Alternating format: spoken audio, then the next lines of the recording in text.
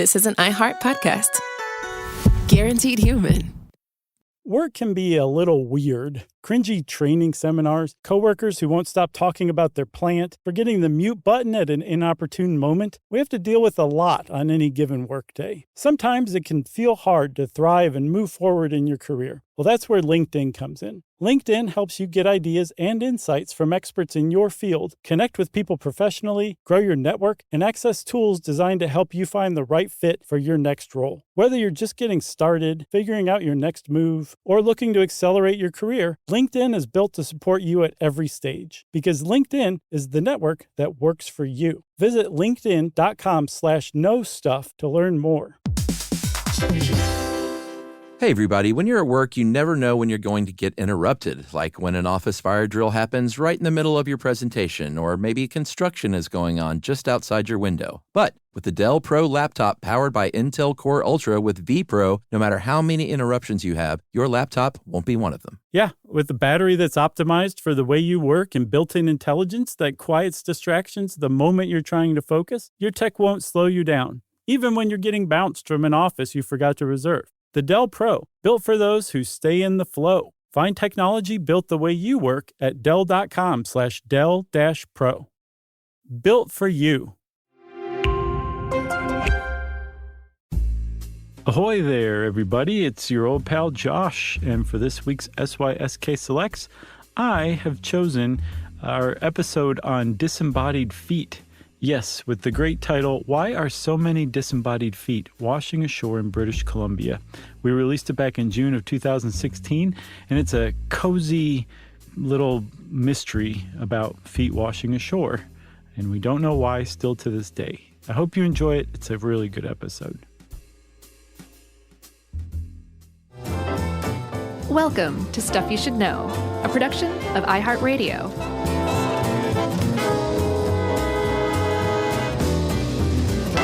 Hey, and welcome to the podcast. I'm Josh Clark. There's Charles W. Chuck Bryant. There's Jerry over there. And there are 6 feet in this studio right now. And all of them are exactly where they're supposed to be. Attached to their lower legs. Yeah. Below the calf. Yeah. Yep. Above the floor. Facing forward. You right. Yeah, that's a big one too. Key. Because if it's facing backwards, you got problems. No, or you're just going the wrong way all day long. Maybe so. You know where they're not supposed to be, Chuck? Feet? Yes. Well, they're not supposed to be on the armrest of the seat in front of you on an airplane. Yes. Or a movie theater. Yes. But I know you're not talking about common courtesies that bug me. No. But I agree with you wholeheartedly. That is so wrong. Yeah. And I meant to tell you, I've come over to your side about taking shoes off on the plane. Oh, good. It's okay if I do it. Okay. But me and I were flying somewhere, and this dude behind us had nasty, stinky feet. And he had his shoes off, and like we're facing forward, and we could smell his feet below our seats behind us. And I kept turning around, giving him the dirtiest looks, and he was like, he had no idea what I was doing. Did you look at his feet and then at his face? Yes, and he still didn't get it. Did you look at his feet, his face, and then clamp your nose right. with your fingers? I did that. Still didn't work. I threw up a little bit onto him. Uh-huh. He just thought Didn't I was get it. airsick, yeah. Yeah. I know people disagree with me. People wrote in and were like, what's it to you? I thought it was to eat your own, Chuck. Right, yeah. And, you know, don't yuck fine. my yum. Yeah. I'm a yum yucker. All right, so I'll tell you a place where feet aren't supposed to be. They're not supposed to be off on their own on a beach somewhere. Not attached to a body. Exactly. Well, they're not, no. That's not something that you see every day. No, unless you're in Vancouver, and then it happens like almost every day, it seems like. Not quite, but sure. There's something very weird going on in Vancouver. You say there's no mystery. I say there's still a bit of a mystery to it, but let's start at the beginning, okay? Okay. August 20th, 2007 is kind of a cool and drizzly day at a place called Jedediah Island Provincial Park up in British Columbia, right near Vancouver. Yeah. Right? Lovely area. Sure. Of course. Beautiful. And that's why you would want to say, like, go park or camp at this park with your family, which is what a 12-year-old girl was doing. I couldn't find this girl's name to save my life, probably because she's 12. Yeah, And she wouldn't be good to say it anyway. She was sure. She was walking along the beach with her dad, and there was a bunch of like flotsam, that's the term for stuff that washes up from the sea, that the sea spits up onto the shores. And she saw a shoe, and she picked it up, and she untied it and turned it upside down, and out fell a sock. And inside the sock was a human foot. Yep. And she was pretty surprised. Size 12. Yeah. It was a campus brand shoe, which ended up being neither here nor there, but it is manufactured in India, mostly sold in India. Right. And we'll just park that right there for now. Yeah, so the family's like, this is unusual. Sure. They borrowed a radio from somebody else, and they alerted the authorities. And in very short order, the Mounties showed up, the coroner showed up, the Coast Guard showed up. I bet the Mounties were all over that foot. So, yeah, they said, you know what, we're going to take that foot, if that's okay, little girl. And she, through her sobbing tears, said, sure. But just give me a little money, okay? And they said, we're going to send it off for DNA examination. And did that return nothing? The DNA? As far as I know, yeah. There was no match. So that wasn't like a clue. The DNA? Yeah. No, but it was the first thing they tried. Sure. The DNA. They also looked at it to see what was going on with the foot, if there was any kind of signs of what the deal was. Yeah, they held it up to their ear and pretended like it was a telephone. And one of the other Mounties said, that's not funny, eh? Yeah, but they were like, oh, it is kind of funny. And they said, sorry. So they just kind of filed it away. It actually didn't make much of a stir outside of the area. Nah. It was worth talking about. It got a little bit of ink because it was just so weird. But yeah, they put the foot away at the coroner's office, and everybody went about their lives, right? I would assume so. And then 6 days later, another foot showed up in the area. Not the same place, but in the same general area. Another right foot. Which means it wasn't from the person's other foot. No, that'd be weird. So there's 2 people missing feet now. Yes. This is a men's Reebok size 11, I think. And the people who found it said that when they saw it, they immediately knew that there was a foot in there because it looked full. It looked footy? How they put it. Full of foot? Yeah. Yeah. And they picked it up and smelled it, and they're like, yeah, it's a foot. That's right. And the Mounties came in again, and they got off their horses, and Corporal Gary Cox said, it is a little weird to find 2 feet. Yeah, especially within 6 days of one another. Yeah, in the same area. It was, he described it as 1,000,000 to 1 odds. I don't think he did the science on that. I don't either. But it's just something you say. Right. But he said 2 is pretty crazy. Yeah. And I agree with him. Yeah. So the first foot was on Jedediah Island. The second one's on Gabriola Island, which is, I couldn't find exactly how far away it was across the water, but it's not that far. Right. They're close, but they're separated by some water. And now all of a sudden, there's 2 feet that were found within 6 days. The media starts to catch drift of this one. Yeah. Right? There's feet, shoed feet washing up on the shores in Vancouver. Right. And at that very time, Robert Pickton was on trial in Vancouver for murdering as many as 49 women. Ugh. You've heard of him, right? I think so, yeah. He was the notorious pig farmer who would butcher women and feed them to his pigs, and then butcher his pigs and feed pigs to his guests. Yeah, one of the only probably Canadian serial killers, right? Yeah. Yeah. And one of the worst of all serial killers. He was a horrible, horrible person because he wasn't crazy. You know what I mean? He was just a horrible person. Yeah. And so he's on trial at that time. Got, I think, 25 years, which is like the maximum sentence you can get in Canada. What? Come on, Canada. Yeah. 25 years for up to 49 horrible murders. Yeah. So he was on trial.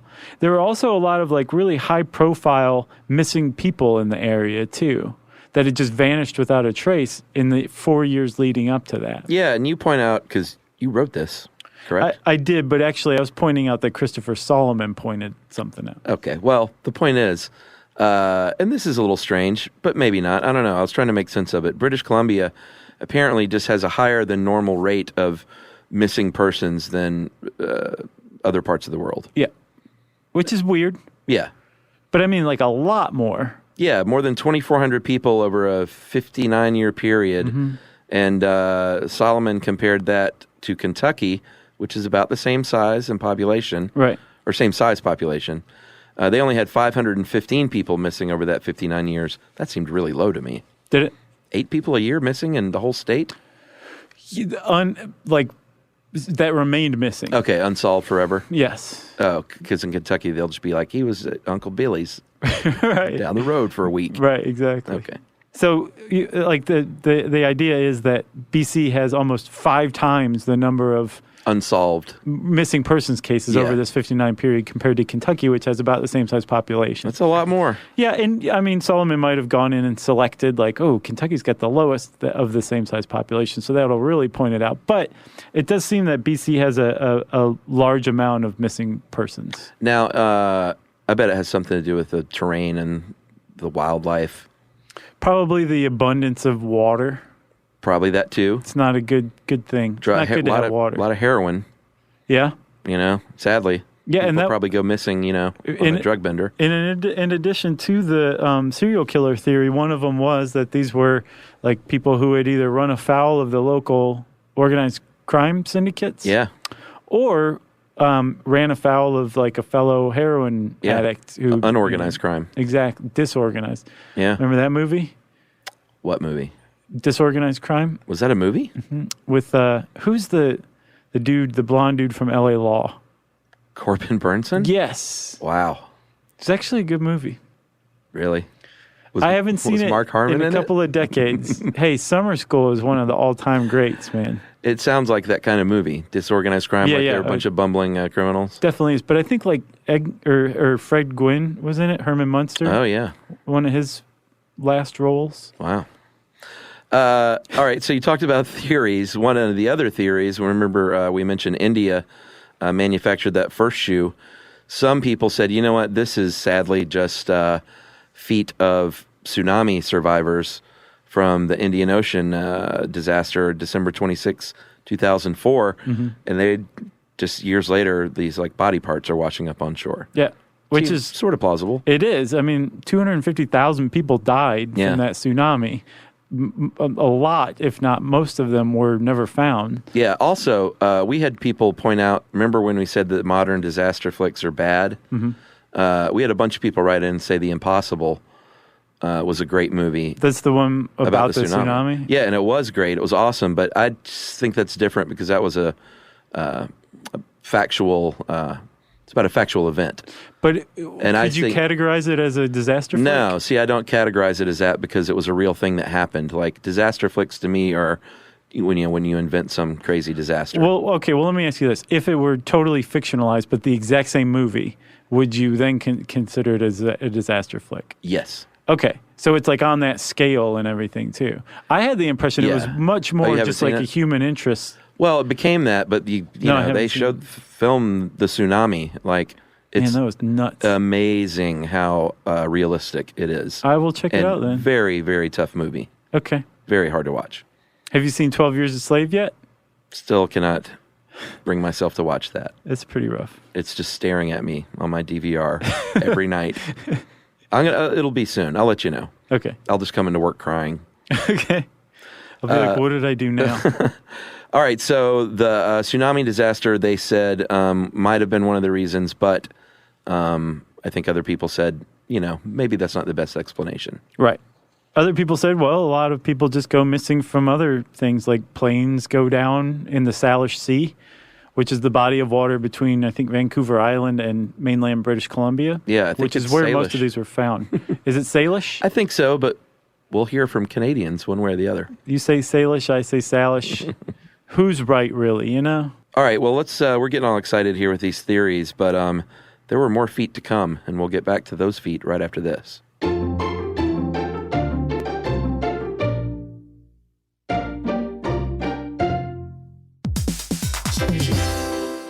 Hey, everybody, we're here to talk to you about Wayfair, who believes that spaces should be functional, they should be comfortable, they should be well-designed. and they can be well designed by you with their help. Your updated space should feel more comfortable, inviting, and practical for everyday use. And we're talking about outdoor seating. We're talking about grills. We're talking about major appliances. If you need storage solutions, Wayfair can help you out. Patio lighting, rugs, decor. It is your one-stop shop for home. Yeah. I mean, it's getting nice out, so it's time to think about living outdoors for the next few months. And Wayfair knows that outdoor furniture, it's heavy, it's intimidating to assemble. So Wayfair has stepped in and said, we're going to handle the hard part so you don't have to. That's right. You can shop Wayfair Verified, your shortcut to the good stuff. And that means their team of product specialists are going to vet everything by hand using a 10-point inspection, testing things like, quality materials, functionality, and features, and even how long it takes to build that piece of furniture. And the overall experience save time, reduce hassle, and improved convenience. Patio season is here, and these deals won't last. So head to wayfair.com right now to get your outdoor space ready for way less. That's WAYFAIR.com.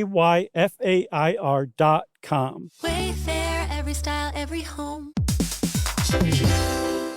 Hey, everybody. I want to talk to you a little bit about Tide Evo because it represents over 10 years of innovation and product development. Tide Evo is a first-of-its-kind technology where tens of thousands of minuscule fibers are spun together to form a 6 times powerful layer packed with scrubbers, brighteners, pre-treaters, and fresheners. And that's going to deliver a breakthrough clean that's so powerful it feels like magic. Yeah, it is kind of like magic. Tide Evo is revolutionary. A 100% concentrated, waterless laundry tile that's made of compressed microfiber soap layers rather than liquid or powder. And it's not like pods or sheets because it uses 6 layers of detergent fibers to deliver superior cold water cleaning without plastic packaging of any kind. And it provides a mess-free, lightweight solution that dissolves lickety-split. So whenever you run into a laundry challenge, turn to Tide Evo. It's revolutionary. It's magic. Try new Tide Evo. Real laundry magic.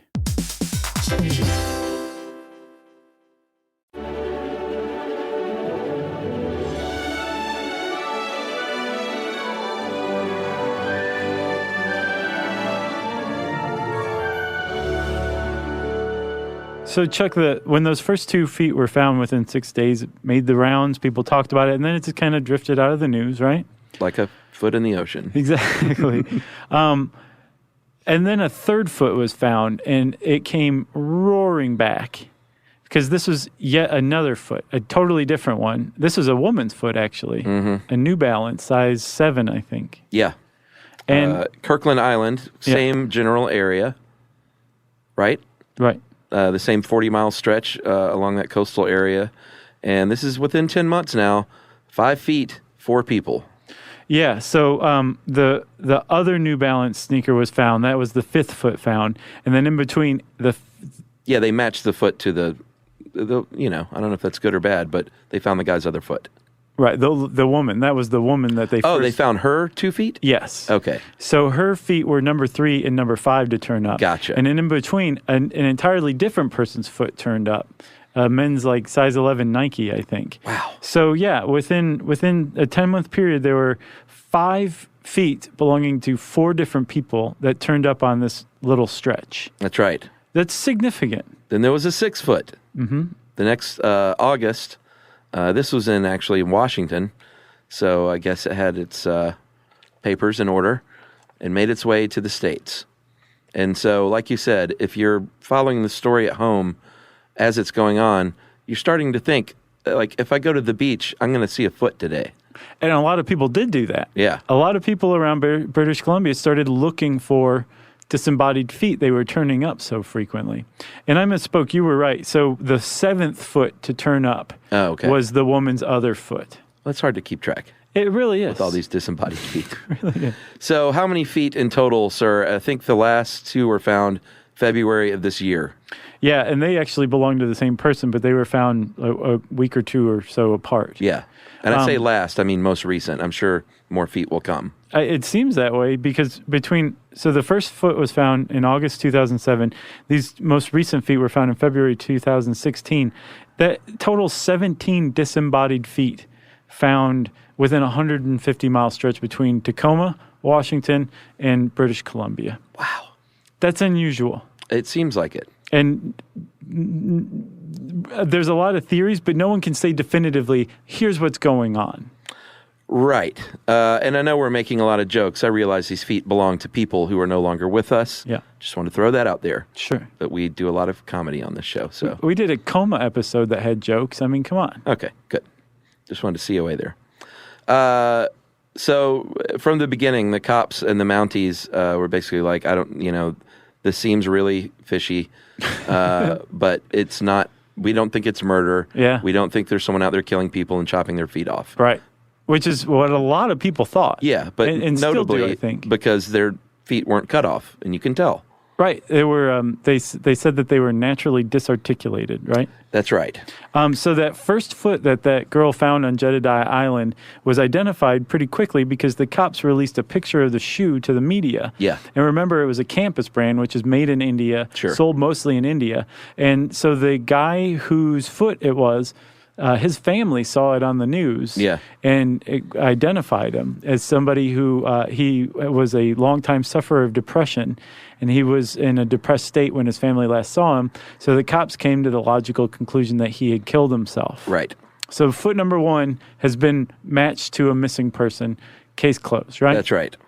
So then the New Balance shoes turned up on separate islands. This is the woman, and she was identified as a lady who also was suffering from depression and jumped off a bridge. Mm-hmm. I think they knew this for sure. Yes, that's where the woman was last seen, was jumping off a bridge. Yeah, and this had been 4 years previous. Mm-hmm. So now they're starting to get a pattern here where, all right, there was another man, too, the one on Valdez Island, feet 3 and 5.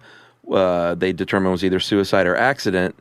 And then another couple of people who were accidentally killed. And so they see this pattern now of, all right, these are people that just happened to die or died by their own hand near enough to the water where their feet were there. Yes. I'm just being vague for now. Right. Yeah. But the weird thing is now all of a sudden, in a very short period of time, relatively short period of time, because one of these guys whose feet turned up was last seen after his boat turned over in 1987. Yeah. So in a very short period of time, all these people who died at very different periods of time, suddenly their feet were starting to turn up in this area around the Salish Sea. Yes. And the cops had I guess kind of a pretty good idea from the outset, but to understand what was going on, or at least what the cops say was going on, you have to understand what happens to a person who dies in the water. Yes. You think that people float, Yeah, you kind of think that because in movies that, if you're trying to get rid of a body in the water, you always, tie cement blocks to a cement shoes is the old joke. Yeah. Somebody turned up like that in New York recently. Like with cement shoes? Yeah. Wow. Somebody saw too many movies. But the idea is that you have to weight the body down. And I suppose if you were going to get rid of a body, I'd probably do the same thing just out of, just covering my bases. Just to be sure, right? Yeah. Well, the thing is if you do use cement shoes on a person, yeah, which you should never do that. No. But if you did, what you're doing is you're not ensuring that they sink right then. You're ensuring that they don't come back up. Yeah. Because that's what happens. That's right. A body that it has gone unconscious or has drowned and died sinks pretty quickly. Yeah. And it usually sinks so quick that if you are looking for a drowning victim, you should look on the bottom pretty close to where they were last seen on the surface. Yeah. They sink that fast. Man. So a body sinks, and it'll sink faster in fresh water than salt water because salt water makes humans a little more buoyant. Yeah. I guess overweight people with a lot of fat on their bodies sink more slowly than people who are leaner. Yeah.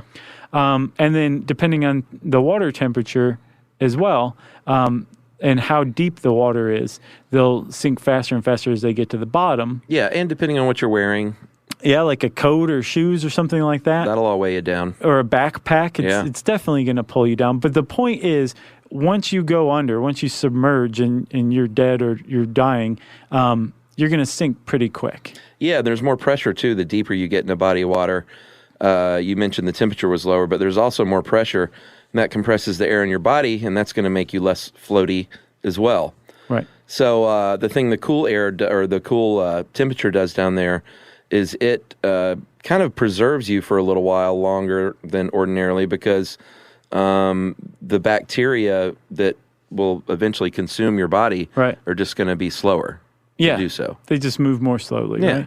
But that bacteria is eventually going to overcome the sinking of the body. Yeah. Because your body's an enclosed system generally, roughly. I mean, you got a mouth and all that, you know. Sure. But as they're eating, they're putting out as a waste product gases, like methane and stuff like that. Yep.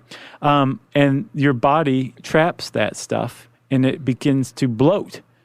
And everyone knows that once you bloat, you float. That's right. That's the forensics bumper sticker. Yeah, eventually you're going to rise to the top like a dirigible because of those gases that are trapped in your body. Or like a submarine? I guess. Okay. I guess. Do you mean they keep going into the air? Right. Like a blimp? You float off, and then your foot will be found on the moon later. Yeah, you're going to float, and that's why whenever people discover like a dead body in a lake much later, it's not a pretty thing. They're bloated and puffed out and it's decomposed. Yeah, it's not pretty. But if you are trapped, say like in a vehicle or something like that, right, and all of this takes place, eventually your body's going to be prevented from floating away. Sure. And it will eventually rupture. And once the rupture happens, all that gas and the buoyancy that's created by it is all released. And so you're staying there. You're staying there. Yeah. And I read this article about, did you read the article? About the Oklahoma guy? Uh-huh. Yeah, it was really weird coincidence and sad. It is. So like there was a guy whose brother went missing in his Camaro in I think like 1970. Yeah. And he just never knew what happened to him. And he used this boat ramp on this place called Foss Lake. And he found out later when the cops accidentally discovered the car that his brother had been submerged in just 12 feet of water for 40 years. All those times he was back in his boat into Foss Lake, his brother was right below him. Yeah, isn't that crazy? And they found him accidentally, and then they found another car that had gone missing, I think the year before, just a few feet away. And the moral of the story is that Foss Lake is really murky. Wow. I mean, 12 feet of water, two different cars. A Camaro, yeah. A Camaro and I think like a Packer or something like that, or a Buick. Man. Yeah. Unbelievable. All right, well, let's take another little break here, and we'll talk a little bit more about what can happen to a body underwater and what's the deal with all these feet.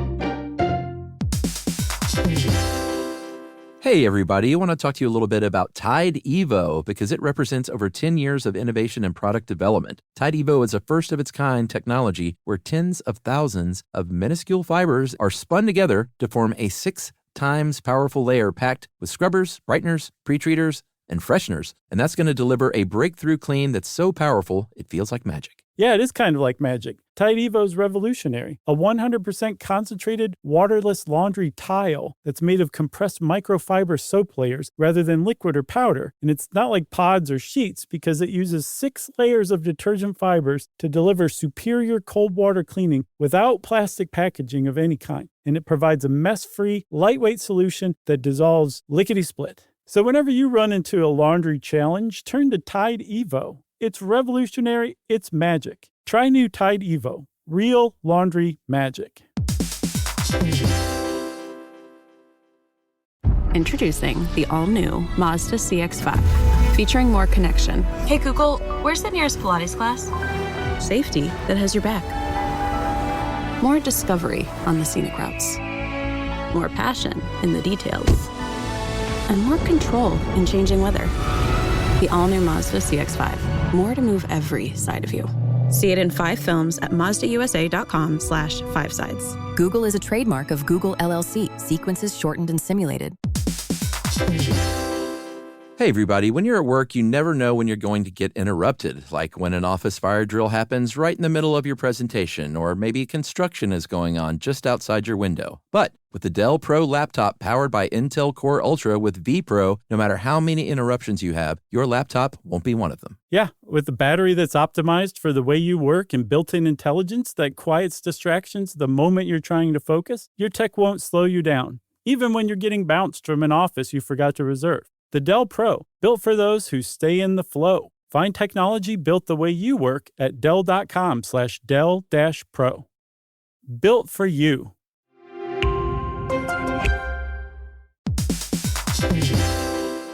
We've all had the experience of calling a business and just wanting to talk to a real person. Not an automated voice pretending to be human, an actual person who can listen and understand and offer help. That's exactly what you can do with Ruby. Ruby is the virtual receptionist company that takes care of your callers when you're unavailable in the middle of something or simply don't want to pick up. That's right. They can answer, screen, transfer calls. They can take messages, collect payments, book appointments, and more, all while making the people you serve feel special. And best of all, it can help you be more productive. For example, 9 out of 10 lawyers who use Ruby log more billable hours per day than the national average. And other professionals like plumbers and technicians win more customers while being able to stay focused on the job. But whatever kind of small business you run, Ruby is built to save you time, earn you more customers or clients, and make meaningful connections with the people you serve. It's available 24/7, 365 days a year, and 100% based in the U.S. See why more than 15,000 small businesses use Ruby. Visit Ruby.com, or better yet, call them at 844-900-RUBY.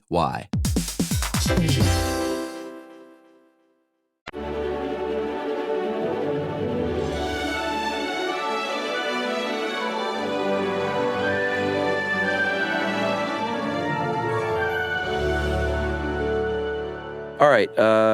Just this year, there was a study. There's some criminologists at Simon Fraser U outside of Vancouver, and there have been a bunch of studies like this over the years where we've talked, in our Body Farm episode, where criminologists and forensics experts try to see what happens to bodies under various conditions, including being sunk underwater. So they took a pig carcass in this case, not a human cadaver, and they sunk it kind of near where in the Salish Sea where these feet had been appearing. And these pigs' carcasses were they were bones in a matter of days. It was really, really fast. Yeah, they were really surprised. Like surprisingly fast. Because, conventional wisdom is that this took weeks, months, maybe even. Sure. And other studies had shown that. Right. And these pigs were like just bones in a few days. They think it's possible that the Salish Sea is an anomaly because this was in almost 1,000 feet of water. Yeah. But it's really highly oxygenated, so there's a lot of life down there. So a lot more things to eat a body. Exactly. Yeah. Whereas if you took it to another body of water in 1,000 feet, there might not be as much oxygen, so it might take longer. But for the Salish Sea, it's possible for something to be reduced to bones in a few days. Yeah, here was my one problem with the way they did this study. Maybe I overthought it, but they trapped it under fencing. Yeah. Which presumably means that it was just, kind of in one place the whole time. That's true. I would have, if you're going to simulate a human body, I would have maybe shackled a leg and put a long leader, 100, so it could move around and see what a body would do. Right. Yeah, see the sights. Anyway. Yeah, because a body can move on the bottom a little because there's currents under there. So. So that's can, just, minor gripe. Yeah. But yeah, did you see the video of it? The time-elapse video? Oh, no. It's really something. Nah. It's gross. Don't need it. So there was another study that I found that really kind of ties all this together. It was from 1992, and it was carried out by the coroner of Kings County, which is where Seattle is. Yes. And he or she, I think it was a he, looked at bodies that had been pulled from the water, and he took the amount of time they'd been in the water submerged and then the amount of body parts that were left, or exactly what body parts were left. Right. And basically went back and reverse engineered the process by which a body comes apart when it's submerged underwater. Yeah, that's valuable information. It really is. You know? And so what they came up with was that the skin, the thinnest areas of skin typically cover like joints, so like your wrist and ankles. Yeah. Those get eaten away first, which exposes that soft tissue beneath that holds your hand to your arm or your foot to your leg, and then that gets attacked by scavengers and all the other stuff that's eating it.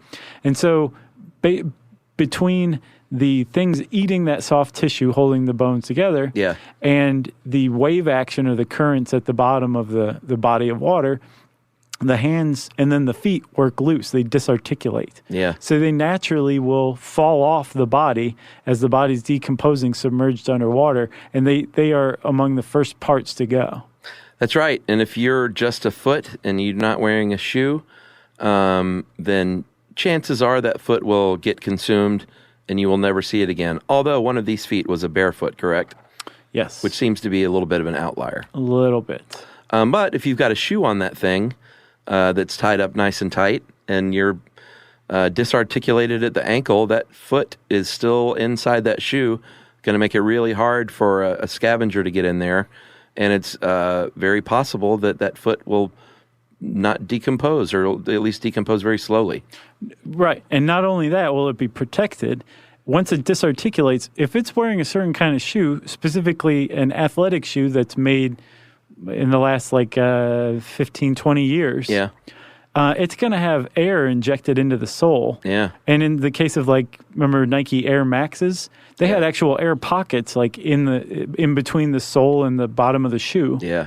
And that actually creates a buoyant effect that will lift a shoe, including one that has a foot still inside, to the surface. Yeah. So they started looking at all these cases, and they said, well, almost all of these are athletic shoes, so that makes sense. And it's going to bob upside down because of that rubbery sole. Right. So it's going to be protected even more from birds and things. Right. So what we have here is a case of people that just happen to die, and their feet happen to come away from their bodies and be well protected by these awesome running shoes. Yes. And eventually made their ways to shore. Yep. But a little bit weird that they would happen in this area in such a span of time, I would still say, right? That's to me the and we should say that's what you just said, that's the cop's position. Yeah. And it has been basically since the outset, since the first foot was found. Basically nothing to see here. And there's not a lot there to undermine it or attack it. It's a pretty sound position. Yeah. But there is still a mystery to it to me, in that why British Columbia? It doesn't make sense. And there's a couple of explanations. One is that the Salish Sea is something like a lagoon where water flows in from the Pacific Ocean from the south northward into the Salish Sea. And once stuff goes in there, it basically recirculates. It doesn't come back out very often. Well, that when you see the sign that says Salish Sea, it says feet flow in, they don't flow out. Exactly. Yeah. Right? So once you see that sign, you're like, well, there's the explanation, right? The idea is that the Salish Sea would experience a higher incidence of flotsam of all types, including feet, which is one explanation. Yeah. It could be right. Well, I'm sure that has something to do with it. Sure. The other explanation is one of my favorite things in the world, which is a version of, well, there's a couple of names for it. There was a guy named Arnold Zwicky in 2006, a linguistics professor at Stanford, who coined a term, frequency illusion, and that's one of the cognitive biases where basically if you are looking for something, you're going to find it. All these people saw in the news feet washing up on the shore, so like you said, they all started looking for feet. And every time a foot was found, it just supported the idea that, yes, there's something really weird going on here, which only increased the awareness and the focus on this, which means that people started seeing more and more feet. That's right. So frequency illusion specifically is a mix of selective attention and confirmation bias. So in this case, selective attention, unconsciously keeping an eye out for that new thing that you were just told about, which is the feet. And the confirmation bias in this case is the reassurance that it's just proof, more and more proof of its omnipresence, more feet. Right. You could see that happening here, for sure. pretty interesting. It's called the Baader-Meinhof phenomenon, too. Yeah, I didn't know where that came from. There was a dude, until I looked it up, 1994. It was just a commenter on the Pioneer Press of St. Paul discussion board. And he had heard about the Baader-Meinhof terrorist group a couple of times in one day. Right, and for the first time. Yeah, and just said, Baader-Meinhof phenomenon. Right. And it became a meme. Yeah. I thought it was more, I don't know, I thought it was cooler than that. No. I thought there was some cool explanation. No. That wasn't just some dude online. It definitely sounds cooler than it is. It sounds way cooler than it is. But it's a common thing. And people, you talk about 11:11 on the clock is a big one for a lot of people. Say, I see 11:11 all the time on the clock. Right. It's because you're looking for it. Sure. Frequency illusion. Yeah. It's not actually happening more than it ever was. No. You're just paying more attention to it now. And this is a really, really unnerving suggestion, man, because it says that feet washing up on the shore is way more common than any of us realize, and that if you went over and picked up an athletic shoe on a beach somewhere, there's a good chance that there's going to be a foot inside. We just aren't aware of this as human beings and outside of Vancouver, right? That's right. So that makes Vancouver the capital of the disembodied feet capital of the world. I don't know that necessarily holds up, though. I don't think it's been explained. Yeah, because I bet you it's frequency illusion. I disagree. I think it's something else. I think it probably has to do with the hydrology or something about Vancouver or British Columbia. Yeah. There's this database called Name Us, and it's like a catalog of unidentified remains. Yeah. And I did a search for disarticulated foot. And out of like 40,000 unidentified remains in the U.S., 30,000 were from Vancouver? Only 3 were disarticulated feet. Okay. And 1 was found in the Washington State area. Wow. So you could technically kind of include it in that weird Vancouver clump. 1 was in Maryland and 1 was in Dallas. That was it. Wow. So it does really seem like Vancouver has a higher than usual incidence of disarticulated feet showing up in its area. Wowie. Which is weird. Are you on the case? No. I'm just a fan. Oh, okay. So you got anything else? No. I just realized, I've been like rotating my feet around and like just feeling Making weird. Sure they're there? Sort of. If you want to know more about this, you can actually, there are 3 really good articles that I read in addition to some other ones, but 3 stood out. One was by Winston Ross of the Daily Beast. One was on Pacific Standard. I didn't see an author. And then Christopher Solomon's Outside article. Those are all pretty standout. And since I said standout, it's time for listener mail. I'm going to call this Internet Roundup. I don't know if people watch, but we have an internet show called Internet Roundup. Several hundred people watch. Yeah, and it's like the silliest thing we do. Mm-hmm. We sit down in the studio on video, and we just talk about a couple of things on the internet that we think are neat. Right. So that is the setup. Hey, guys, I was recently on a Delta flight, and they show these on Delta. Yeah. And this is not an ad for Delta. No. I was recently on a Delta flight from Atlanta to Austin. Keeping an eye out for your hat, Chuck. I got very excited when I remembered I could watch your Internet Roundup show on the plane to pass the time. As we began our descent into Austin, sudden thunderstorms developed. It was quite bumpy, to say the least. If you have never been on a plane that unsuccessfully tried to land in a thunderstorm, I don't recommend it. Oh, man. I just had listened to your How to Survive a Plane Crash episode from 2008 just that week before, and I remember thinking how grateful I was that I was in the back of the plane, because Chuck said I had a better chance of surviving that way. It's not much of a chance, but sure. I just thought you would like to know that despite the horrible weather going on, I never lost connection with your show. Watching Internet Roundup and able to listen and watch you guys really helped me keep calm until our pilot finally gave up trying to land and diverted the plane to Houston. That's even scarier. You know? Yeah. I'm not going to try anymore. Well, let's go to Houston. Close enough. Yeah. In the end, everyone made it to Austin safely, though, so thanks for everything you guys do. And that is from Lauren Sprouse. Thanks a lot, Lauren. Have you ever watched videos of planes that come in for a landing, but it's too windy, so they have to like immediately take back off? No, that's never happened. Like they touch down and take off? If you watch those waiting to get onto a plane, it's a really good way to just poke at your brain. Wow. Yeah. No, thank you. If you want to get in touch with us, you can hit us up on Twitter at SYSK Podcast. You can join us on Instagram at SYSK Podcast too. You can join us on Facebook.com/StuffYouShouldKnow. You can send us an email to StuffPodcast@HowStuffWorks.com. And as always, join us at our home on the web, StuffYouShouldKnow.com. Stuff You Should Know is a production of iHeartRadio.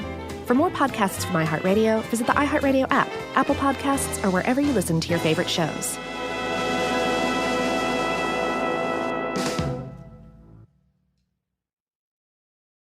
You know, you could be adored by everyone and still completely ignored by your cat. Trust me, I know. But if you feed your cat Sheba, you can go from being ignored to truly adored in 12 days, guaranteed, or your money back. Sheba has a full menu of products, appetizers, entrees, treats, even a kitten's menu. It's so cute. So Sheba has a product for even the pickiest eater. Like Sheba Puree, it's made with bone broth, their chef-inspired flavors. It's got a smooth and creamy texture that cats love and contains no corn, wheat, soy, or artificial flavors. It's food that your cat's gonna love. To learn more, check out Sheba.com. That's SHEBA.com. Stuff at Sea is a 5-night, adults-only sailing trip that brings the Stuff Podcast universe to life on board. This voyage is a culture-soaked escape where pink sand paradise meets curious minds. Sailing round trip from New York City to Bermuda on October 2nd to 7th, 2026, this voyage drops you straight into the iHeart Podcast Stuff universe. On top of the adults-only experience you already love, you'll get live podcast episode recordings, behind-the-scenes sessions, themed activations, and more unmissable onboard moments. Learn more at virginvoyages.com/stuff.